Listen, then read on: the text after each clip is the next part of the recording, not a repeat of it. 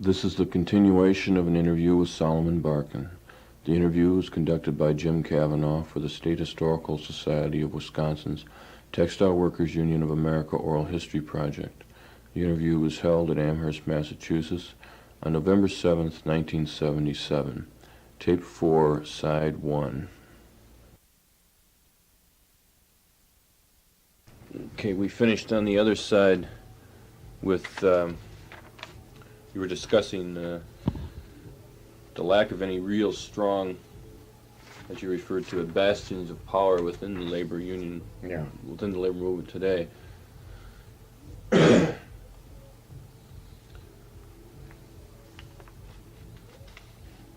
In a current article, I'm saying, in the very same spirit in which my orientation was developing in the beginning, the trade union, the employer anti-unionism is spreading. The trade union reaction to these attacks has been largely formal and legalistic in 1977, rather than direct responses that might encourage public support. Investments in new organizational drives, while thought significant for individual unions, remain modest. Though an organizational drive, while those remain modest on balance.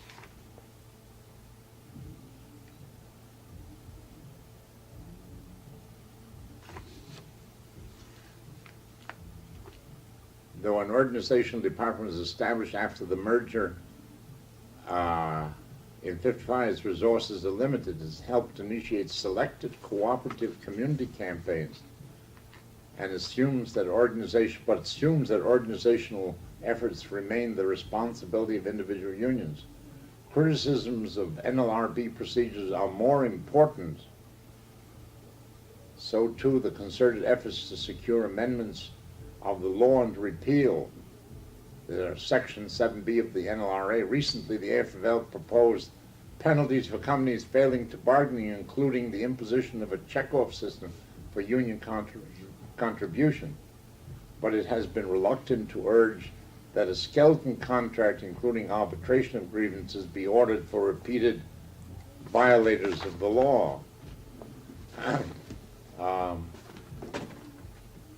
There's still this unwillingness to accept the fact that unionism won't be sold so easily. What is the basic problem in the South? Is it the employers or the employees? Well, or what is the bigger problem? Well, of course, the employers are exploiting the culture of the South, which is, and the workers are fearful.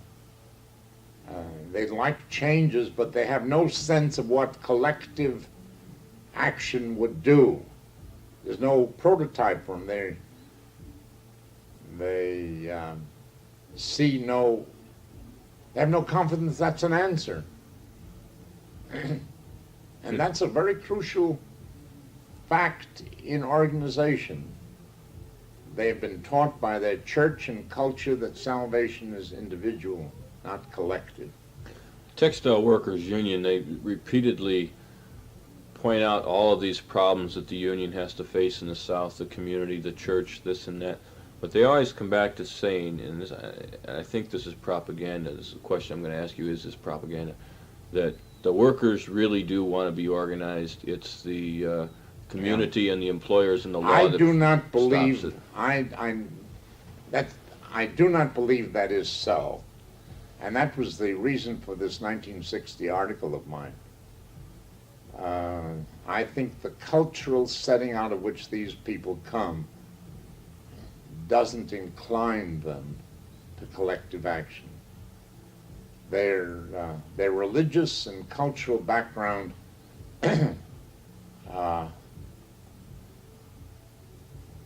really disposes them to accept the belief that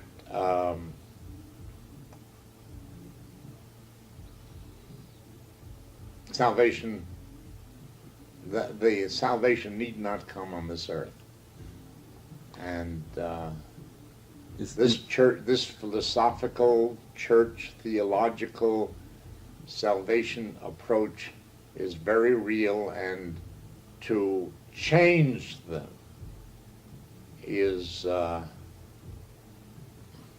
requires a great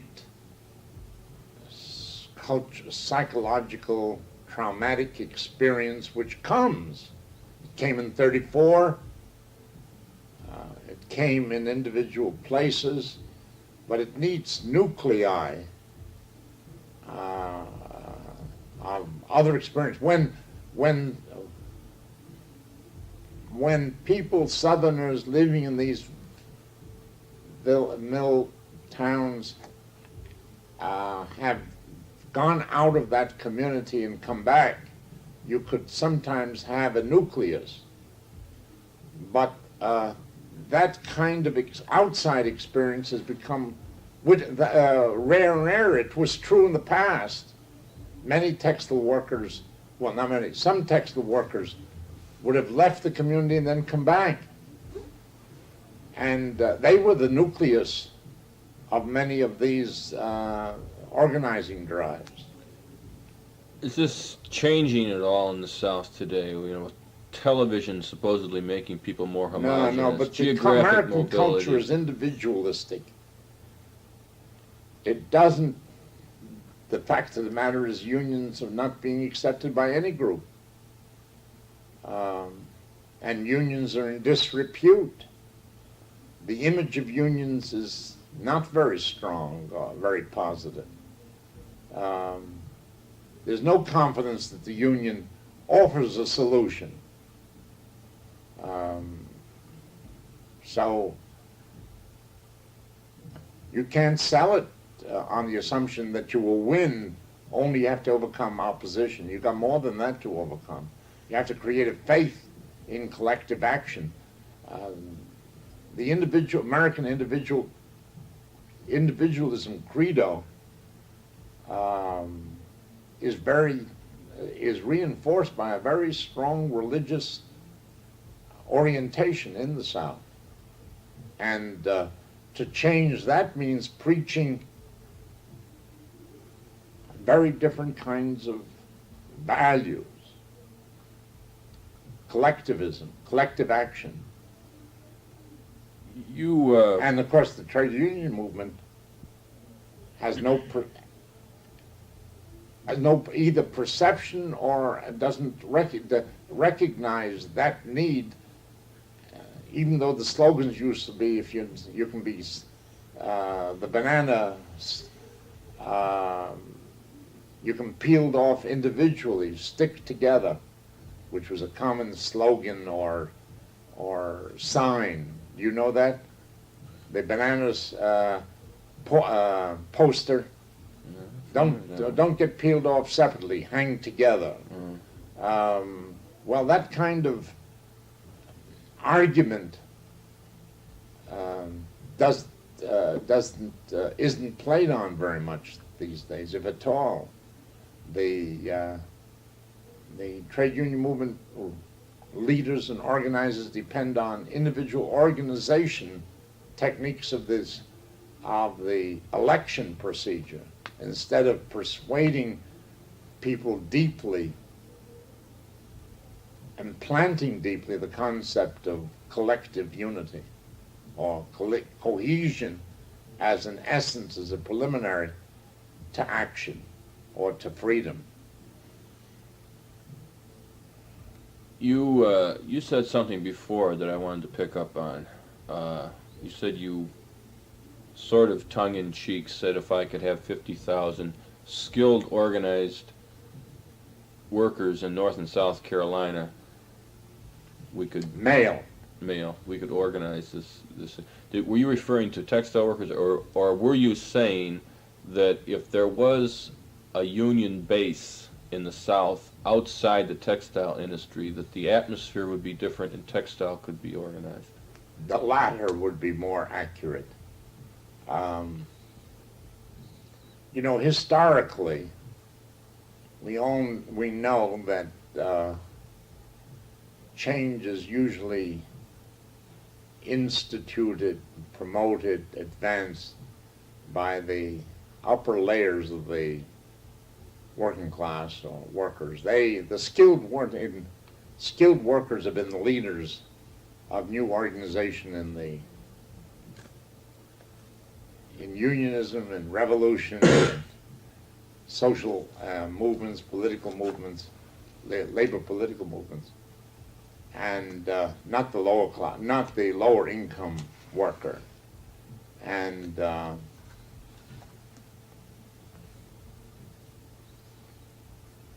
one of the great tragedies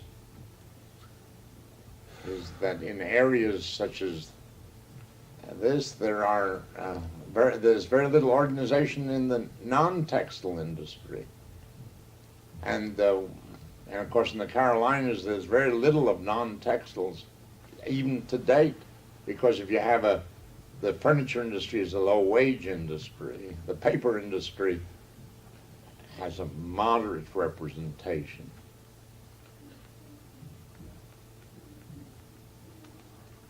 To get back to the late 30s and in the South, do you think that the recession that came in the fall of 37, do you think that if that hadn't come, or if it had been put off for another year, another 6 months, that the South, that there would have been good inroads into organizing in the South? It may very well have been. The momentum would have carried. Well, we made inroads. These elections, these 50 elections were, I forgot the precise number of people they covered. It was almost 50,000 or something like that. I know in the book. The recession came, though, before you could get signed agreements with many of them. Oh, yeah. And then Nance died. Those were two obvious facts. And Roy probably was, under the best of circumstances, probably wouldn't have been the guy to inspire that equal kind of confidence.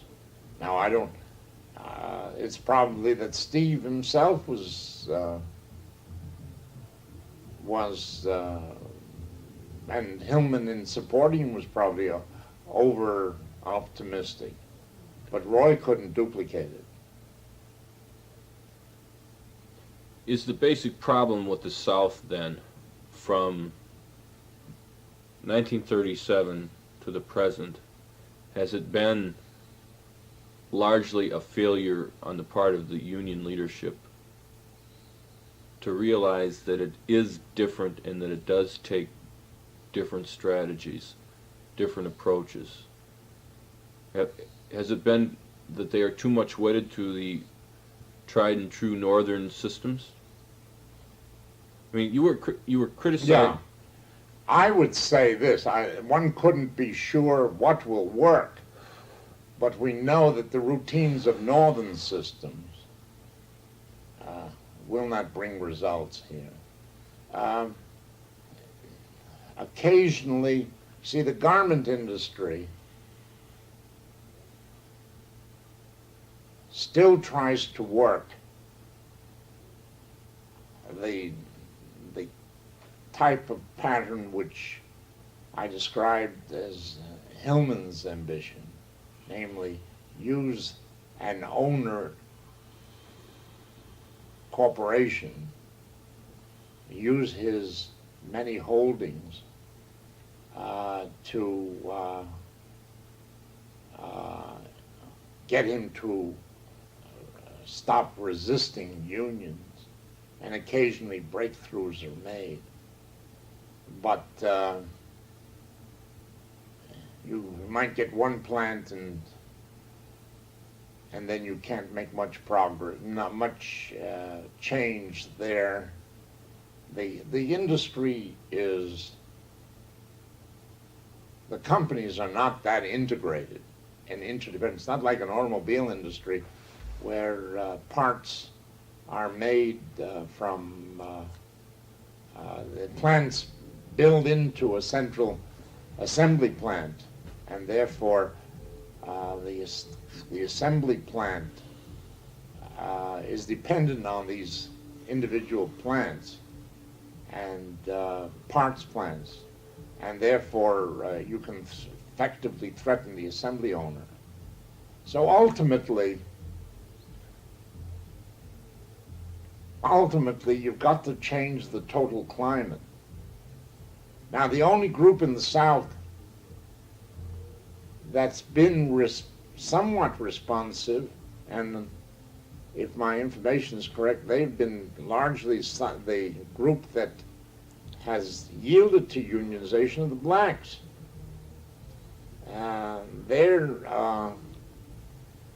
They have learned the benefits of collective action. They've overcome as a matter of fact, they've joined their religious faiths and views into a collective action movement. And to the extent that they've done so, they've been the most accessible group for unionization in the South. But that's primarily in the garment industry, where there are plants with substantial black population. There are very few textile plants which has a substantial black population. It's increased, the black population in the textile mill has increased. It used to be 2-3%, now it's in the 20s.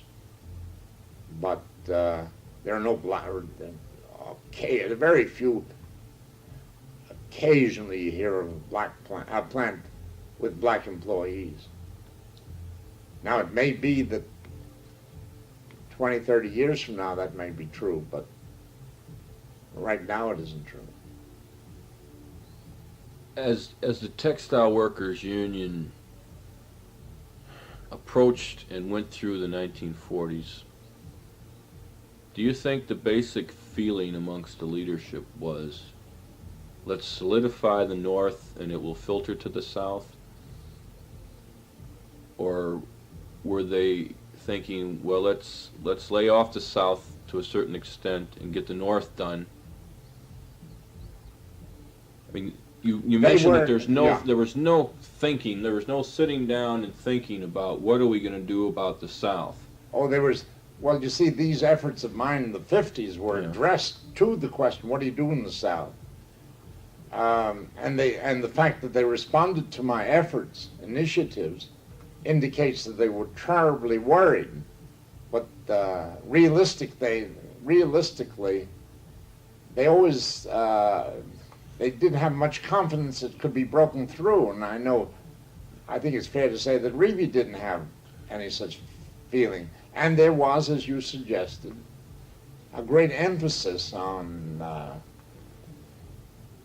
keep organizing in the North, even going beyond our own normal jurisdiction. Let's keep the organization go, and then, because we have to feed organization in the South, we don't know when we'll break through, if ever, I mean, they would never add the latter, but there was no confidence that you could break through. You see, they gave up the Burlington organizing drive in the 50s. Mm-hmm. And that was a very, I was partially responsible for that, in that initiative. And once we realized Mr. Love's determination to resist and the extent to which he would move to resist, we were beginning to, we finally gave it up. And the wrong thing was to move into the Stevens thing, in the Stevens chain, in which mire we've been stuck. I mean, all this current propaganda is all right. I mean, one can't object to just keeping drilling.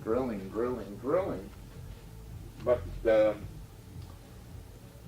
I don't know what of a payoff, because the payoff will only come, in my mind, if you're ready to accept new theories of collective bargaining using the law in some manner, revolutionary, radical manner, in which I have just suggested, that when you come across a real source of resistance like this, you have to impose a governmentally prescribed system of employee representation. Let's call it works council, like in Europe. Then it won't be very effective. It'll lag because there's no union power, but at least it'd be a machine through which the trade union movement could operate. But the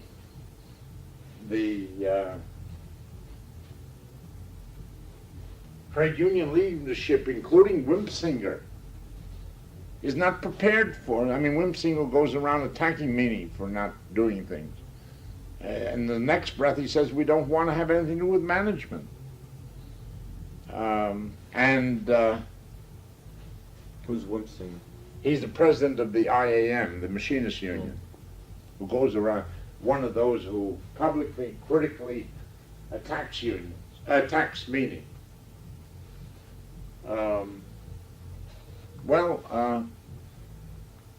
There's some fundamental thinking got to doing, because the trade union movement is shrinking.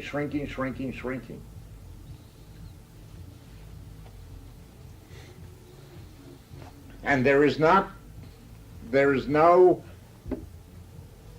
preparation. These leaders are not yet prepared for such extreme alternatives, to consider them. I'm not talking about choosing them, but even to considering them. Because before you can choose, you have to consider.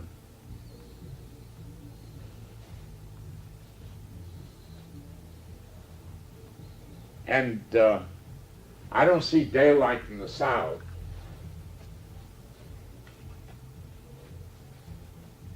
For certainly the continued advocacy of the traditional American system of collective bargaining, voluntary collective bargaining, only means the continued shrinkage of collective bargaining in this country.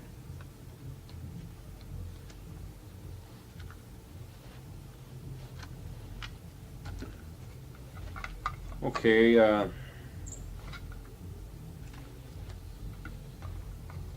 you ready to Oh, yeah. go into the Yeah. Textile Workers Union Sure. formation? Okay. We had that little digression on the South, but I'm glad we did. It was at a nice breaking point, Yeah. so there's no problem with that at all. 1939, Textile Workers Union is formed. Well, first little question. Once it was formed, how much influence did Sidney Hillman still have? Very little. Very little. Very little. Reevey took over pretty Yeah. much completely. Yeah. As Sidney withdrew very much, he had very little influence. In 38 and 39, he didn't have the physical energies and the reserves for that. And he had very little part. He practically didn't attend executive board meetings or anything. Yeah, this was this role as chairman of the executive board was sort of a Honorary. figurehead, honorary. Yeah.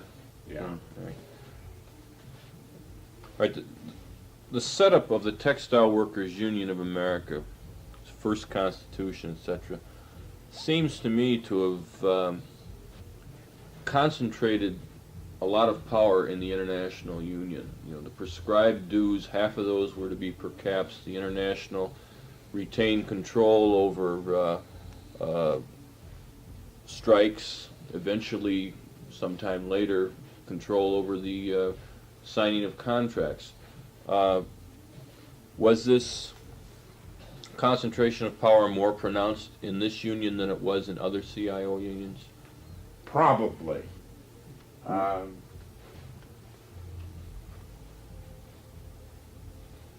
Probably.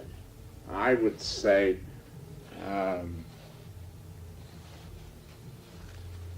I think really had something to do with that.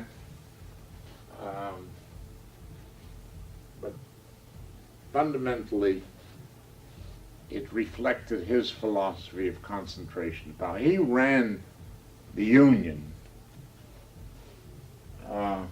very effectively all the time.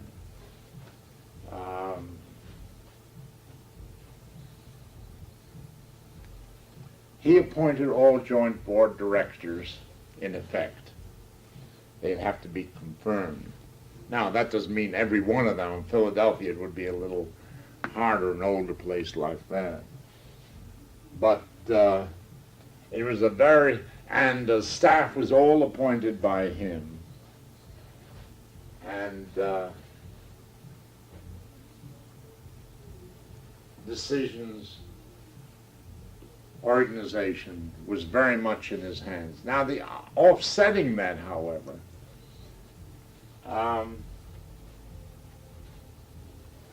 was another brilliant thing, a characteristic of his leadership. He didn't follow everything. He allowed people very great leeway once they were appointed and assigned to a job. He wasn't looking over their shoulders. He maintained the control for political control, so they were loyal to him. And on certain policies, fostered this allegiance. But in their specific local conduct, in the discharge of their responsibilities, they were very much free men. I mean, just as in my own case, he didn't look over my shoulder. He didn't look over anybody else's shoulder. He was the real economic user of power. He used power to keep the Central Union in force, and he was guiding the Central Union. He was a very astute, had a very astute sense of economy, the resources of the Union, keeping its he had a great insistence, had a great insistence on keeping it solvent. And this is the continuation of an interview with Saul Stetin. The interview was conducted by Jim Kavanaugh for the State Historical Society of Wisconsin's Textile Workers Union Oral History Project. The interview was held at Mr. Stetin's office at 99 University Place in New York City on July 18, 1977. Tape 1, Side 2. Mr. Stetin's first few words were garbled at the beginning of this tape. He said, and I quote, "After we organized ourselves." Organized ourselves, the 6 locals, and we got contracts, written contracts. This was the greater New York metropolitan area? Yes, yes. It was Brooklyn, Lodi, Union City, Rutherford, Patterson, and Passaic. Those 6 local unions. It was 1733 in Patterson, 1932 in Passaic, 2136 in Rutherford, 1983 in Lodi, and 2052 in Union City, and 1790 in Brooklyn, New York. We asked Tom McMahon to authorize us to become part of the American Federation of Silk Workers, a federation of the United Textile Workers, like the American Federation of Hosiery Workers, like the Woolen and Worsted Federation, like the Carpet Federation. But after a lot of discussion,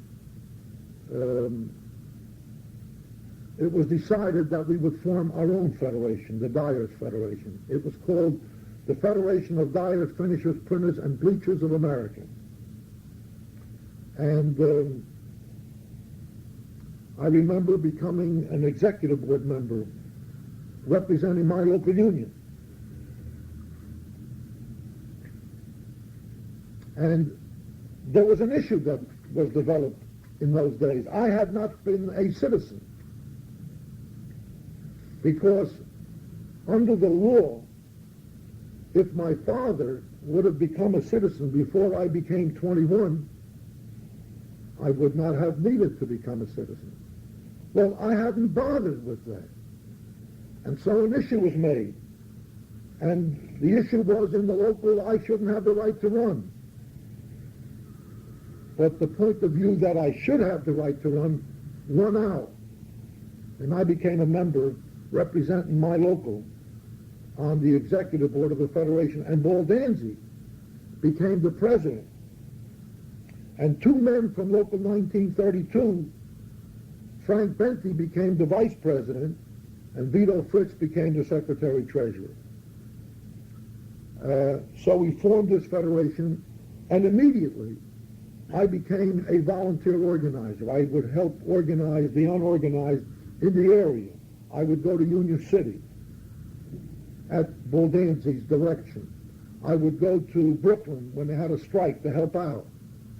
And in that way, I learned what the union movement was all about. Okay, let me straighten out a couple of facts. Your 1733 in Patterson was composed of, you said, about 150 shops? Close to 150 shops. And it had 11 or 12,000 workers when it was formed? There were 25,000 in the metropolitan area. We were the biggest local. Did you get into the actual dyeing shop before you got into union position? No, but I'll tell you what happened. In the spring of 1935, I was a candidate for the position of secretary-treasurer, opposing Vito Fritz. My local union supported me, so that we had 21 delegates out of 49. I got beat 27 to 22. And there were 4 delegates that voted for me, we thought, from outside of our local. We couldn't understand who in our local union didn't vote for me. And, there was a fuss about it. The fuss is unimportant, but after I was defeated, Baldanzi came to me and said, look, how would you like to go to work for the Federation? So I became an organizer for the Federation in April or May of 1935. We had our second strike. The first strike ended on October the 24th, 1933. So that a year later, we had another strike. First strike lasted 5 weeks. And you won recognition in this? Yeah. Second strike, 7 weeks. When the strike was over, in the second strike, by then we had already formed the Dyers Federation. my wife was due to have a baby. The strike ended on December the 4th. I went back to work. On December the 7th, my wife gave birth at the General Hospital in Paterson, New Jersey, to my first daughter, Sandra. I didn't have money to get her out of the hospital. I needed $75. I remember going to my boss, Mr. Geller, saying, I need $75. I was the chairman. He says, what? You're the chairman. If I give you $75, if I lend you $75, it will look as if I'm buying you off. He wouldn't give me the money. So I had to go to the superintendent, Phil Cantor, a very decent guy. He advanced me $75, and I paid him off in cash, $5 a week. With that $75, I got my wife out of the hospital. In those days, it was 10 days she stayed in the hospital. Was this strike in 34, the second strike as you referred to it, was that part of the great textile strikes in 34, or was this... No, let me tell you something about that strike.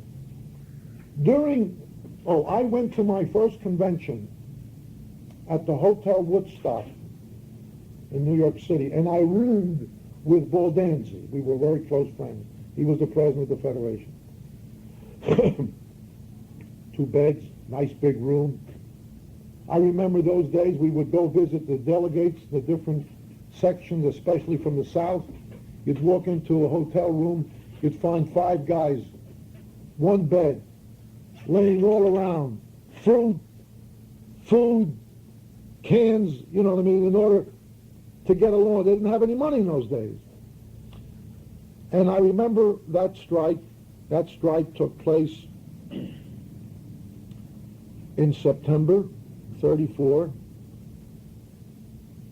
The convention voted to have a strike in the cotton textile industry. The silk workers said, we ought to strike too. The woolen workers said, we ought to strike. The carpet work, before you knew it, it became a general strike. But the American Federation of Hosiery Workers and the Federation of Dyers, Finishers, Printers, and Bleachers of America were the 2 strongest divisions of that union. We had written contracts that didn't expire until October the 24th in the Dyers. I don't recall hosiery.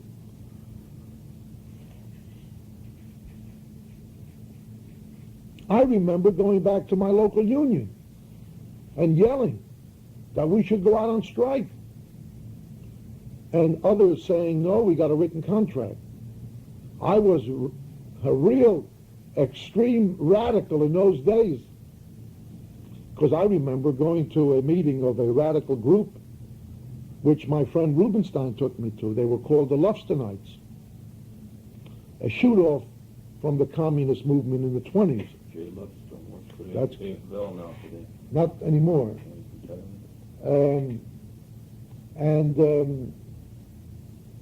I'm glad that my point of view didn't prevail, because we would have broken our agreement with the employers. We might have lost our union early in those days.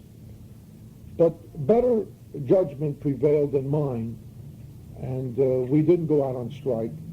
But on October the 24th, the strike took place on October the 1st in the general textile strike, and I think it ended 3 weeks later. We had lost that strike.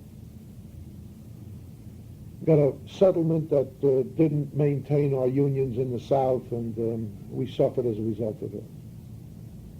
Did that failure of the general strike have an effect on the dyers when it came time when their contract expired? No, we began to make improvements. In those days, the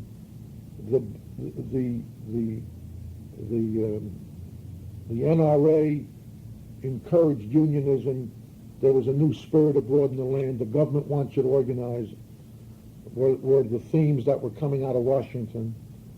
Roosevelt believed in the principle of the only way you can have equality with the employer is when you band together. Then came the Wagner Act. You remember that period.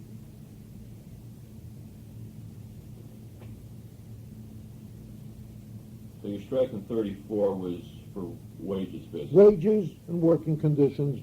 I don't recall when we first got our paid holiday and paid vacations, But it was a successful strike. it was a 7 successful weeks. strike, sure. The union grew stronger.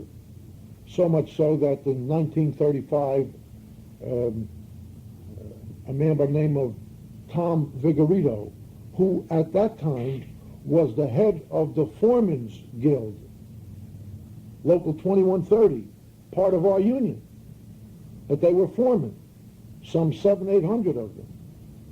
We supported him for mayor of the city of Patterson on a third-party ticket. And I remember participating in that decision that we should support a third party and not support a Republican Party or a Democratic Party. Did he win? He lost. Did he come in second? I don't recall.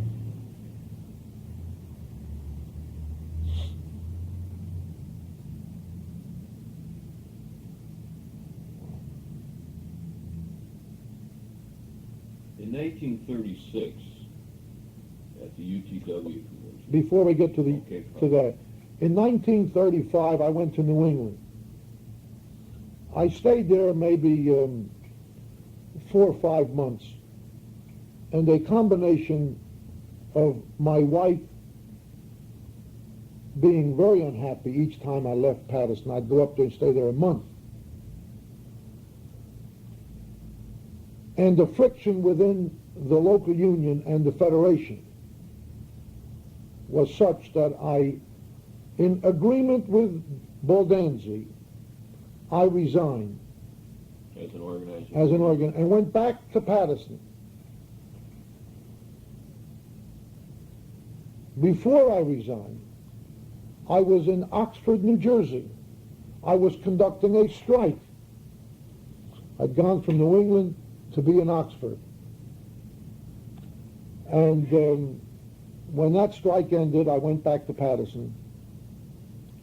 And I went for a job. I had written to one of the men in my old company who I had quit, International Dye and Print Works, a man by the name of Nat Susser, to whom I wrote a letter and said, I've decided to leave the union. My wife is very unhappy. I'm not leaving the union because I've lost faith in the union. But at this time, because of the condition of my wife, I've decided to go back to Patterson. I expect to go back in the industry, but at some point, if you could ever use me as a salesman, which is what I originally went after, please consider me. I never got a reply. It wasn't until almost 2 years later, in a strike that I was conducting in Rhode Island, and I'll get to that the employer puts an ad in the paper. This is what Stetin wanted. He's the strike leader now in West Warwick, Rhode Island. This is what he said about the union. He quit the union. Now he wants you to join it. When I came back to Patterson in 35, I had a tough time getting a job. Some of the union people weren't so happy about me getting a job in the dyeing industry. But I finally got a job. And I went to work at the Regal Piece Dye Works on a dye tub. And I worked there, maybe 7-8 months. No, maybe a year. And then the following end of the summer, 1936, before the convention in 36, I went to work with the dyers again, and they sent me to organize a situation in Derby, Connecticut. And there we had a long strike. and I was there from some part of August until the end of the year. At the end of the year, the strike ended. Now, during that period, I again went to the convention in '36. Again, the convention was held in the Woodstock Hotel in New York City. Oh, by the way, the convention wasn't held at the Woodstock. It was held in an auditorium right next to it. Right across from it. I'm not sure which. I think it was across from it. How'd your wife react to the fact that you're up in Connecticut for Always 4 unhappy. months? It was very rough on her. How'd you go back into organizing and union work after having gone back into the shop? Did your wife? She didn't mind. She finally accepted the idea. She thought I could do better there. She sensed that was my first love, that I wanted to be active, that I could improve myself as well as to be active in a union. And I want to say one other thing. Unlike what you sometimes hear, how labor leaders get into the movement because they want to make sacrifices and they want to do things for the people, I became active in the union because it excited me. It motivated me. It inspired me. It gave me an outlet for my energy. But once I got into the movement, I began to feel the needs of the working class.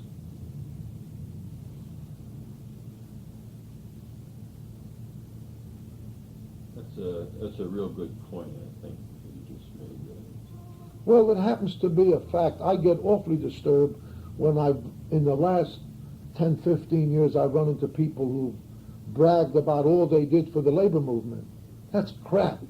The labor movement has done much more for the average labor leader than they did for the labor movement.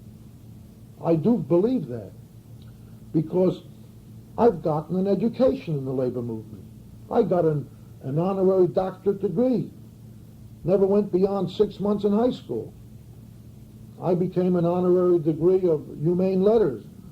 I got an honorary doctor's degree from Rutgers University on June 8, 1961, and I'm rather proud of that. I wouldn't have gotten that if I had not been in the labor movement. The labor movement got that for me. It's true. I contributed, I was active, I became a student of the labor movement. I would read. I would want to know more about what's going on in society, in economics, in social policy.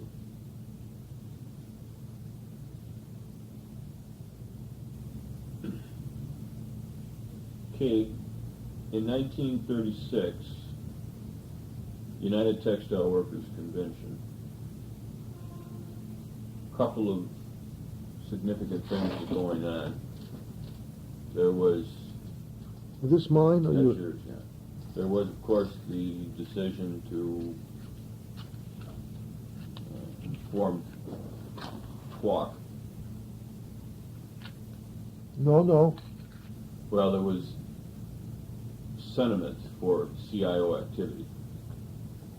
The decision to form TWAC was later.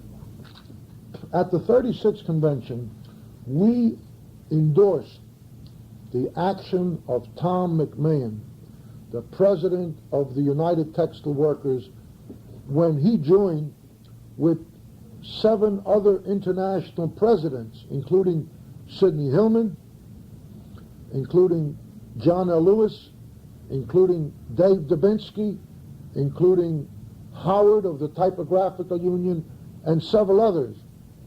We endorsed the action of the Committee for Industrial Organization that was being formed. But we didn't start the Textile Workers Organizing Committee until John L. Lewis and Sidney Hillman and Dave Dubinsky met and agreed that there would be a Textile Workers Organizing Committee established. And Sidney Hillman became the chairman of that committee. And Charles Zimmerman of the ILG became a member of that committee. And of course, Baldanzi became a member of the committee, and Reevey became, I think, the executive director of that committee under Sidney Hillman. Okay, in 36, there was an opposition slate put up at the convention against McMahon and Starr. We supported Emil Reevy. I remember attending a caucus meeting on Sunday night before the convention. Went with Baldanzi and Rubenstein and several others in the Dyers, and we were strongly for Tom McMahon. We were strongly for Emil Reevy. Emil Reevy was to be the candidate. Baldanzi was to run for second vice president. First vice president was Frank Gorman. President was, I don't recall whether we supported someone for first vice president. I know we supported Baldanzi for second vice president. The last day, Thursday night, the hosiery executive board meets and makes a decision urging Reevy not to run. We were mad as hell. I still remember Rubenstein coming into our room at around 1:30 in the morning, waking us up and telling us he had a jag on. He was laughing and crying. What are you waking us up this hour of the night? Well, Reevy is not going to run. Reevy said that the hosiery workers don't want him to run. So he didn't run. And Baldanzi ran and got elected. What made the... Wait. I'm pretty sure that's what happened. I think there was an opposition slate that was put up. I think that Reevy did run, was defeated, of course.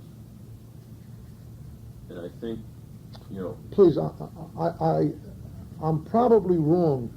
Then it was at the 34 convention. I'm sorry. You're right, I'm wrong. It was at the 34 convention that Reevy did not go through with running. That's what it was. Baldanzi was not a candidate then. And it was at the 36 convention that Reevy did run and got beat. You're right. Why did the hosiery workers pull out at the last minute and decide not to support Reevy? In 34? 34. They felt it was he was needed more in the hosiery division. Hosiery was the strongest division in the old Textile Union. Okay, in 36, there was the opposition slate. Reevy, Yes. Baldanzi for second vice president. Still, I think there was no opposition to Gorman, as I recall. I think Pollock was put up then as secretary-treasurer. Why was, who was behind this and why? Who was behind what? Behind putting up an opposition slate. I would say the hosiery workers and the dyers. The leadership of the two unions felt that Tom McMahon wasn't aggressive enough, that wasn't showing enough initiative, enough creativity to move the union along, to organize the unorganized. Was there any kind of bitterness involved in all of this? Oh yeah, I remember we were yelling at one of the sessions, show us the books. That was a big issue at the convention. I don't believe there was any dishonesty, but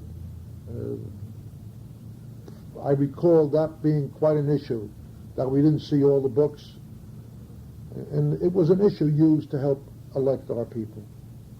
But there was no bitterness to the extent that anybody's was going to take their marbles and go home after they got beat. In other words, No, none of that at all. That never happened, no none sir. of that stuff that came along later. No.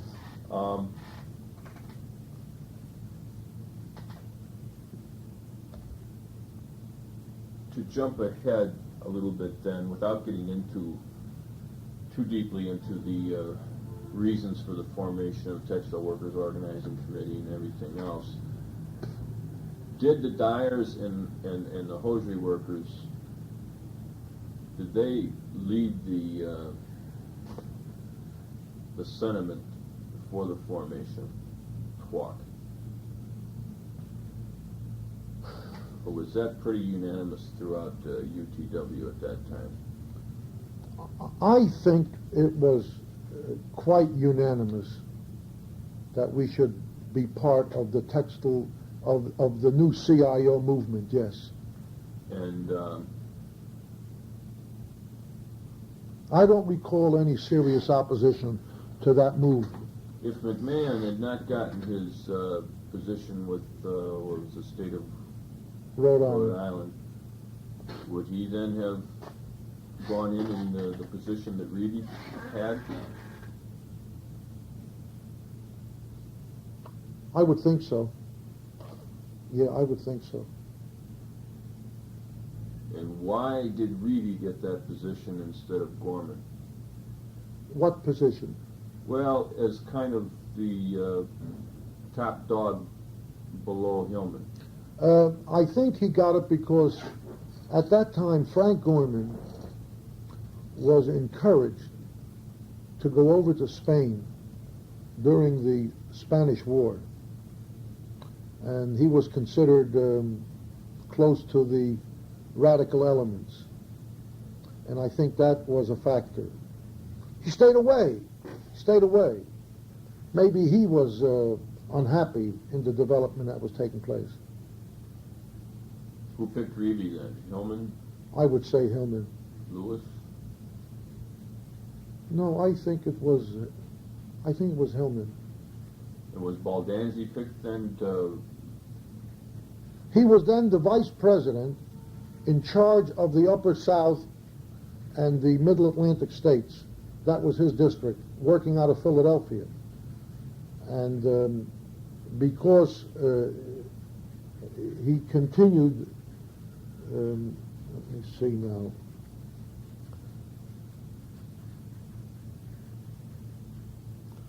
No, I think when he became the vice president of the UTW, he left the Federation.